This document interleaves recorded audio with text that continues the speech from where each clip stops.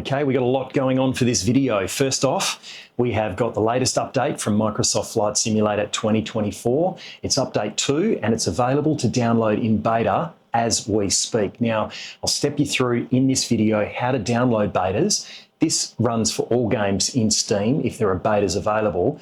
But for Microsoft Flight Simulator, you basically follow this process, download the beta, and then you can have access to one of the coolest features that they've added, Foveated Rendering. This is massive.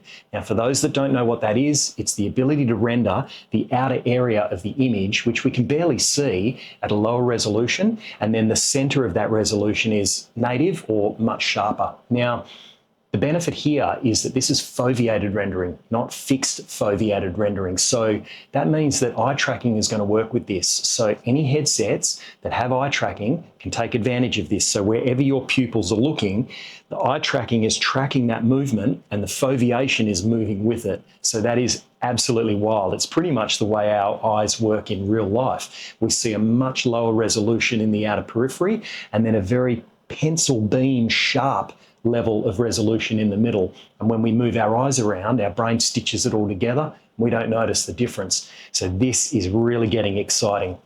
Now the cat's out of the bag. TAA with foveated rendering is epic. Yes, there is some benchmarking at the end of this video. I'll put timestamps in the description for those that don't want to watch everything. But we do some benchmarking, DLSS quality, TAA, New York City through my standard run, and fixed foveated on and off. Wow, it's pretty cool. TAA gets the biggest uplift. This is a really cool one. But then the second thing that I'm super pumped about, Trent Palmer, he's a real bush pilot. I've been following his videos for ages, and if you've been watching my channel for long enough, you know how much I love his videos, and I fly the Kit Fox pretty regularly in some videos. But he sold that not long ago and started the build on a Legend Cub. Now, a Legend Cub is, I guess it is, it is a Cub, but it's just off its head. This thing's got huge tires, big engine. It's just epic. He's fully gone to town on it. And guess what? Today, he launched the video of his first test flight. That will be in the description as well. Check that video out. It is awesome. The audio is pretty bad with his radio talk because he was focusing more on test flying than he was being a YouTuber, and he says that in the video, but get on there, check it out. If you've never seen his videos before and you're into bush flying, wow, that is a treat. But then the third thing is homage to Trent and the build that he's just done. I thought I'd try and find the best replica of his plane for this flight. And Got Friends have got the answer. Yep, Got Friends have got the Savage Norden. You can purchase it in the Microsoft Store because that's now opened back up. If you've already got premium or higher tiers of Microsoft Flight Sim 2024, you're golden because that's included in those packs. I didn't. I bought the cheapest version because all I wanted was the Draco when it came out. But now, obviously, I want the Norden. So I had to buy it. It's for sale in the marketplace. It's only 22 Australian pesos. So it's not a lot of money. I think that converts to about 14 bucks US. And it's worth every cent. Plus, the Got Friends have got a whole heap of liveries that you can download for it as well. I'm running a custom livery that I downloaded from another site. That'll also be linked in the description. And then the kicker is we are taking off from an airstrip near Walvis Bay. Walvis Bay in Namibia. Now, in my search for places to go driving in the Got Friends crosscart, that's another video that I've done, which is insanity. I'll put a link up the top here to that, and it'll be in the description. But basically, you're in a 1300cc Hayabusa go-kart, and I go tearing through dunes and having a ball. Well, in my search for places to go driving, I found these dune formations in Namibia. It's known as Dune 7. It's one of the largest dunes in the world. We're going to go for a fly there. But the piece de la resistance is we're going to radio ATC and ask permission if we can do some aerobatic flying over the dunes. And we're using Say Intentions AI. If you haven't heard of Say Intentions AI ATC, well, you have today and you're going to see it in action. And the accent is on point. It is just so cool. Anyway, let's get into the video. This is going to be a banger. Like, subscribe, share these videos with all your crazy friends, and let's go. Right, first order of business is getting the beta working for Flight Sim 2024. So in Steam, left-hand column where your games are, navigate down to Flight Sim. This is the same for all games in Steam. If you want to enact a beta, right-click the game, left-click Properties. In the left-hand column, select Betas, and then in the beta participation, click on the drop-down. Yours will be selected as None, and you simply click Flight Sim 2024 Beta Sim Update 2. When you do that, and then close out, it will change your little play button to Update. Left-click the Update button to start the download. Takes about a minute, did in my case anyway. It was really quick, and then the beta is applied and you are good to click play. Just bear in mind though that jumping in and out of the betas for almost any game can affect the game, and in some cases force it to need to reinstall. So just be careful with that. It may mess up your progression in the game if you're doing any of the campaign stuff, so just be aware of that. But once that's done, we can pretty much jump back into the game. And then let's have a quick look at the Got Friends Savage Norden. So if you don't have the premium edition of Flight Sim or higher, then you won't have the Savage Norden by default. Now, I've only got the standard edition because all I really wanted when FS 2024 came out was Draco, the epic bush plane. So if you jump to aircraft, and then we'll filter by type, aeroplane, and then we'll just type Got Friends. And here it is, the Zlin Aviation Savage Norden. This was only about 22 Australian dollars. Gosh, that's probably going to work out to maybe, I don't know, 14 or 15 US. And I think this is worth every cent. If you're into your bush flying, this is the one to get. And it's as close to Trent's new bush plane that I've been able to find. I think it's the J6 is, well, certainly his plane is a mix of the J6 and I think the PA-18. And it's pretty much a Cub on steroids. And the Savage Norden is just so close, it's not funny. And I've taken it out for a fly already, and this thing is just wild. It's got so much power. It's really stable, not as agile as the Kit Fox, but super, super stable to fly, that's for sure. Now, there's a few liveries you'll get with this, but once you've got this, you can then jump to the Got Friends website, and they have got a ton of livery packs for free that you can download. They're only compatible with FS 2024, but I'm not sure if the Savage Norden is in FS 2020. We'll navigate back. They've also got the Norden Retro livery pack as well. So heaps of cool colors. I've got both of these, looks amazing. I am running a custom pack from someone else though, so I'll put a link to that in the description. Links to all of this will be in the description, but these are free. It's only the Norden model that you need to buy in-game if you've only got the standard edition of Flight Sim 2024. If you've got premium and up, well, you don't have to buy anything. You can just add these skins and away you go. Plus, while we're on the Got Friends site, it would be amiss of me not to show you the, here it is. Man, this thing is absolutely crazy, the cross cart. And you do need to pay for this. It's 17 bucks. What's that? Probably $10, $12 US, and it is worth every cent. This thing is crazy. I'm going to do a follow-up video of the dunes that we're about to fly over in the cross cart. And man, this thing is every bit as wild as it looks, and it works fully in the motion rig. It's absolutely crazy. I'll put a link to another video I've done in the cross cart up here now. It is just wild. I just cannot stress how sick this thing is.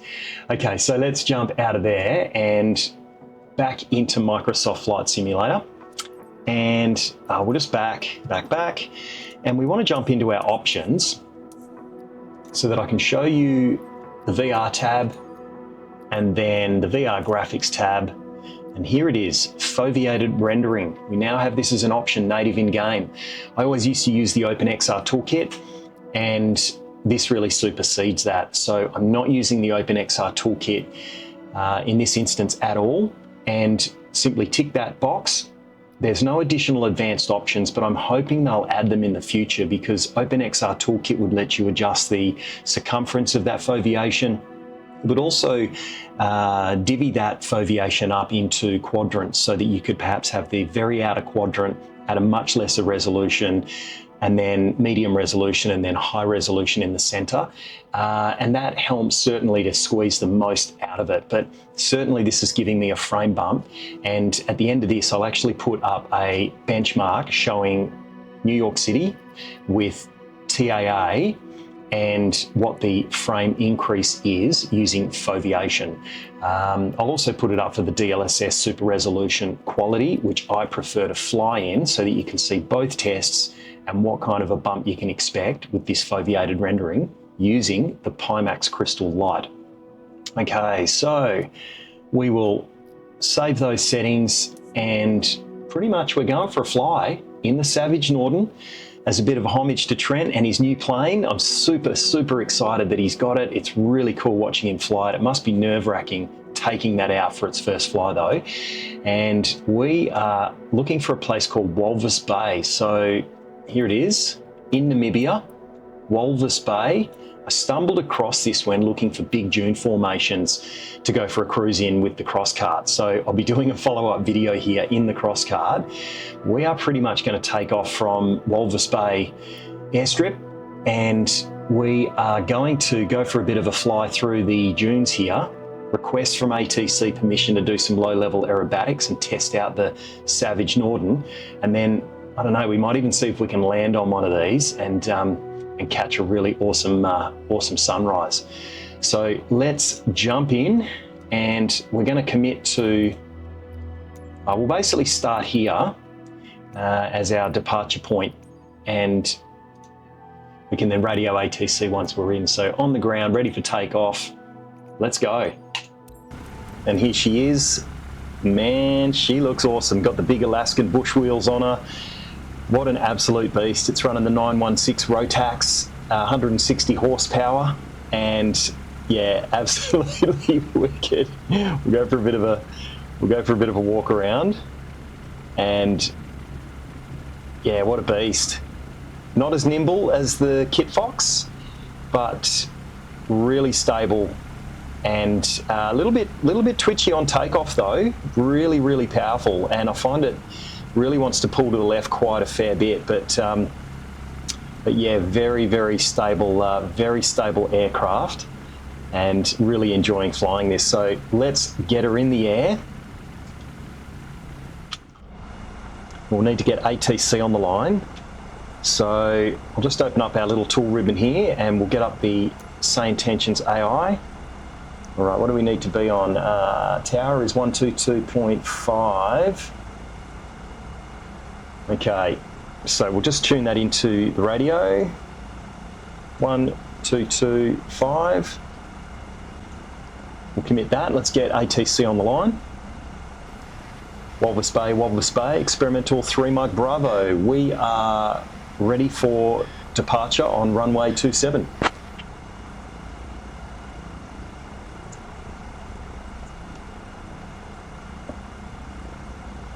Okay, so we might just get... Experimental Hotel 13, Mike Bravo, Walvis Bay Tower, runway 27, winds calm, cleared for takeoff.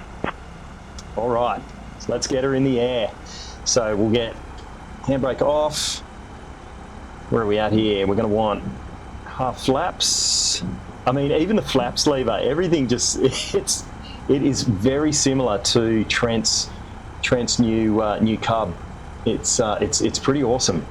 Watching that build though has just been amazing. My heart sunk when I saw he was selling the Kit Fox, because I thought something had happened and that was it. He was going to stop flying, but no, that is only the beginning of the journey. And I cannot wait to see some of his epic bush trips coming up in the new Cub. Okay, here we go, and we are departing out. It's a bit twitchy. This always wants to pull a bit. Yeah, there she goes to the left, and we are up and away. Oh, she goes nose high. We'll just trim her down there. Okay, and flaps up. I do find the Savage Norden gets quite unsettled between flap position change. And yeah, I wonder if it's like that in real life. I'm assuming it is, but very twitchy, especially if you're coming in for a slow landing and you go full flaps. As soon as you pull that lever, it really unsettles the airframe.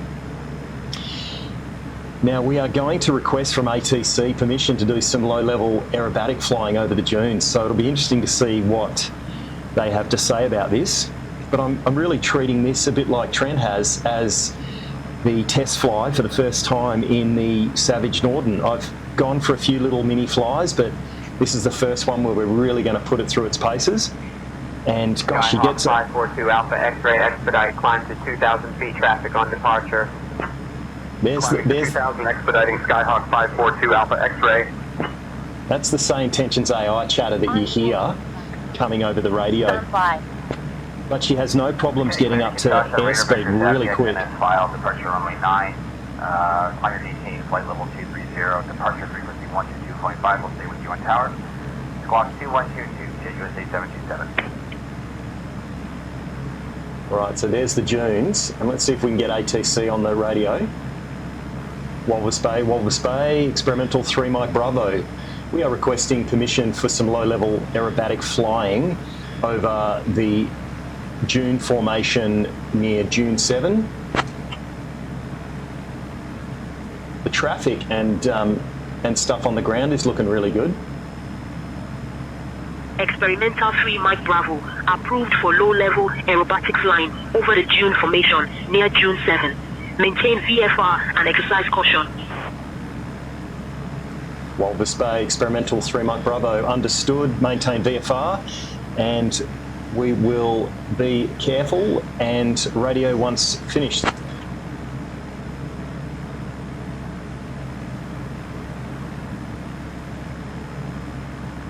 Gosh, she has no problems doing 122 knots there, easily. All right, let's get some aerobatics happening. So we'll climb to a reasonably safe altitude. I'm thinking maybe 2,000, and then we'll go for a roll.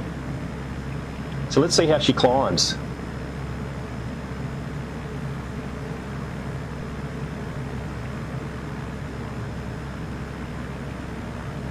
So we're sort of maintaining, oh no, it's dipping down, 70, 75 knots there. Gosh, she's holding a strong climb rate. So we're at 2,000. We're just going to level out, back off the throttle a little bit there, and we are going for a right roll.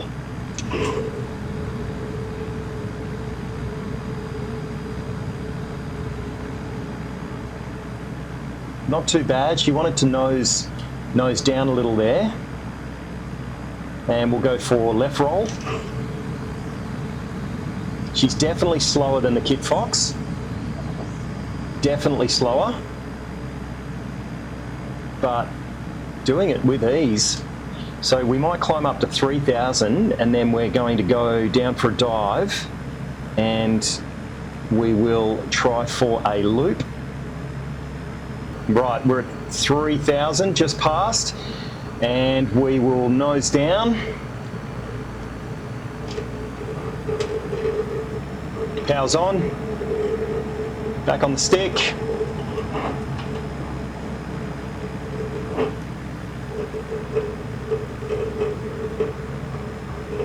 And we're around.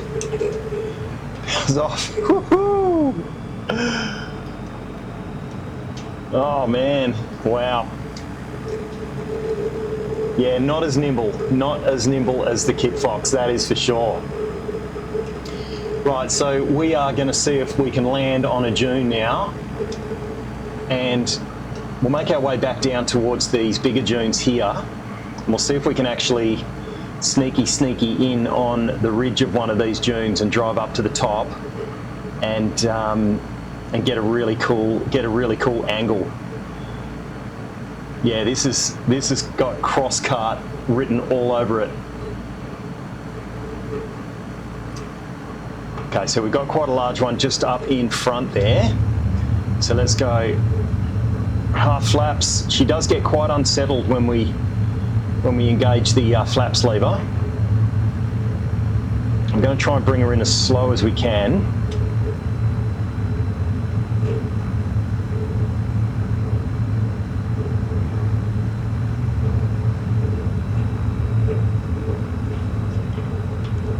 box out of the way there. We'll go full flaps. Oh, she really gets unsettled when you pull those flaps on.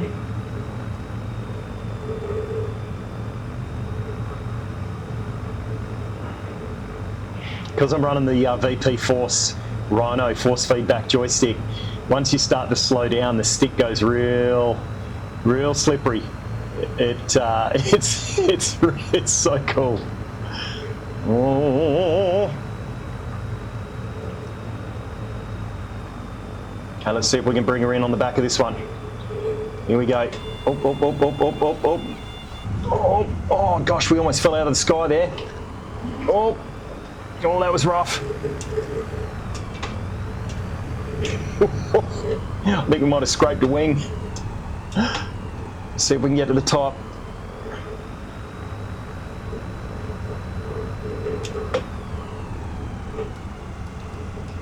Oh, and we've made it. We've made it. Woo-wee! All right, handbrake is on. Okay, let's jump out and have a little bit of a look. And wow, what a view. My goodness. Oh, I just love that we can get out on foot and walk around. It is just amazing. The tessellation on the ground is just incredible, but I mean, look at that. What a view. What an epic view. So, big thumbs up. Absolutely love this plane. It's going to take a little bit of getting used to. It's definitely heavier than the Kit Fox, but June 7 near Walvis Bay, Namibia. It is well worth checking out. If you're into your bush flying, this is a really cool place to go for an explore. So now let's roll some of the tests so that you can see the difference that the foveated option with the new Sim Update 2 is going to make. We'll do some flying around New York City, my typical benchmark run, and it'll be in the Zlin, and we'll do both TAA and DLSS quality. Let's go.